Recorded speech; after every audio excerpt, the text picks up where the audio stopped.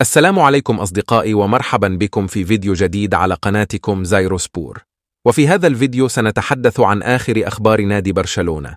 في البداية لا يسعنا إلا أن نهنئ عشاق النادي الكتالوني، حيث استطاع شباب برشلونة تحقيق انتصار جديد على الغريم التقليدي ريال مدريد في كلاسيكو أمريكا الودي. لقد كانت مباراة مثيرة مليئة بالمهارات والمواهب الشابة، والتي أثبتت مرة أخرى أن مستقبل برشلونة يبشر بالخير. ومن ناحية أخرى، يبدو أن إدارة برشلونة تفكر في تكرار سيناريو مشابه لما حدث مع اللاعب صامويل أومتيتي، حيث تدرس إمكانية تجديد عقد أحد اللاعبين الأساسيين وربطه بشرط جزائي مرتفع. وأخيرا، فيما يخص اللاعب نيكو ويليامز، يبدو أن إدارة النادي منحته مهلة جديدة لاتخاذ قرار بشأن مستقبله مع الفريق. لمعرفة المزيد من التفاصيل حول هذه المحاور، تابعوا معنا هذا الفيديو. ولا تنسوا أصدقائي الضغط على زر الإعجاب واكتبوا الرقم 7 في التعليقات، وهيا لنغوص في التفاصيل. قاد المهاجم الشاب باو فيكتور فريقه برشلونة للفوز ب2-1 على ريال مدريد في الكلاسيكو الودي الذي أقيم فجر اليوم الأحد في استاد ميت لايف إيست رازرفورد بولاية نيوجيرسي بالولايات المتحدة، وسط حضور جماهيري تخطى 82,000 متفرج. وتوقف الكلاسيكو لأكثر من ساعة جراء مرور عاصفة رعدية، وقبل انطلاق المباراة كان الإلغاء يهدد الكلاسيكو بسبب سوء الأحوال الجوية، ونجح باو فيكتور في تسجيل هدف التقدم لبرشلونة قبل نهاية الشوط الأول ب3 دقائق بالرأس من صناعة ليفاندوفسكي. وأضاف نفس اللاعب الهدف الثاني بالدقيقة 53 بعد انقضاضه بالقدم على عرضية ليفاي من الرواق الأيمن. وقلص بعدها ريال مدريد النتيجة بهدف لنيكو باز في الدقيقة 82 من ركنية حولها برأسه إلى داخل شباك البارسا.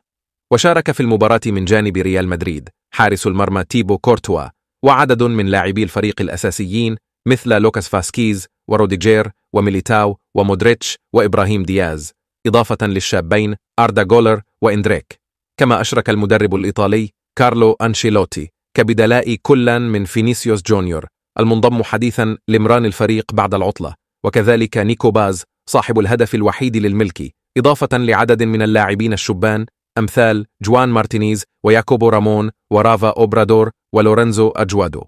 أما برشلونة فلعب بتير شتيغن في حراسة المرمى إلى جانب بعض اللاعبين الشبان أيضا بقيادة المدرب الجديد هانزي فليك، أمثال فاي ومارك بيرنال وكاسادو وبابلو تولي وأوناي هرنانديز وباو فيكتور، إضافة للمخضرم روبرت ليفاندوفسكي.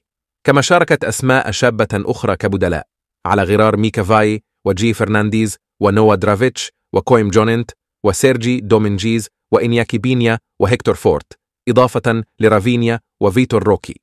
وبعد مرور 11 دقيقة من انطلاقة الكلاسيكو في الساعة 2 بعد منتصف الليل بتوقيت مكة المكرمة، توقفت المباراة بسبب مرور عاصفة رعدية، واستؤنف بعدها اللقاء في الساعة 3:30 فجرا وسط الأمطار مع فترة استراحة بلغت 5 دقائق فقط.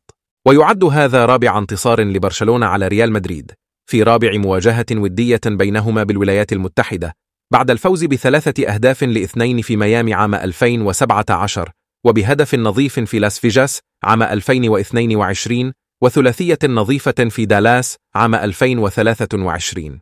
كما واصل باو فيكتور التألق بتسجيله ثالث أهدافه مع البارسا خلال الجولة الأمريكية الحالية، بعد هدفه أيضا أمام مانشستر سيتي ليتم اختياره في المباراتين كأفضل لاعب. ويغيب العديد من النجوم عن صفوف الفريقين حاليا بسبب مشاركتهم في بطولتي أوروبا وكوبا أمريكا مؤخرا، وكذلك اللعب حاليا في الأولمبياد إضافة للمصابين.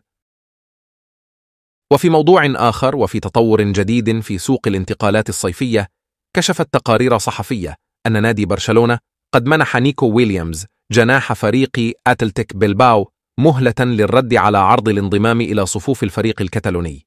ووفقا للمعلومات الواردة من إذاعة كادينا سير الإسبانية، قدم برشلونة عرضه الرسمي إلى وكيل ويليامز منذ أكثر من أسبوع، وينتظر موافقة اللاعب لتفعيل شرطه الجزائي في عقده مع أتلتيك بلباو، والذي يبلغ 58 مليون يورو. وفي هذا الصدد أكدت مصادر داخل النادي الكتالوني أن مسؤولي برشلونة يخططون لمنح ويليامز الوقت الكافي للرد على العرض حتى 12 أغسطس الحالي، حيث من المقرر أن يعاود ويليامز تدريباته مع ناديه الحالي أتلتيك بلباو في ذلك التاريخ. ويعد ويليامز أحد المواهب الواعدة في كرة القدم الإسبانية، وقد ارتبط اسمه بالانتقال إلى عدد من الأندية الأوروبية الكبرى، بما في ذلك باريس سان جيرمان الفرنسي. ومع ذلك تشير التقارير إلى أن اللاعب غير متحمس لمغادرة الدوري الإسباني، مما قد يمنح برشلونة أفضلية في السباق للتوقيع معه. وكان ويليامز قد تألق مع منتخب إسبانيا تحت 21 عاما في بطولة أوروبا للشباب، وكان عنصرا أساسيا في تتويج لا روخا بيورو 2024، حيث لفت أنظار العديد من الكشافين من الأندية الكبرى. ويتميز اللاعب بسرعته الفائقة وقدرته على المراوغة، مما يجعله إضافة قوية لأي فريق. ومن الجدير بالذكر أن برشلونة يسعى إلى تعزيز صفوفه بعدة صفقات من العيار الثقيل، ويسعى النادي الكتالوني إلى إعادة بناء فريق قادر على المنافسة على جميع الألقاب بعد عدة مواسم مخيبة للآمال. وفي المقابل يبدو أن أتلتيك بلباو غير متحمس لفكرة بيع ويليامز، حيث يعتبر اللاعب أحد الركائز الأساسية في الفريق.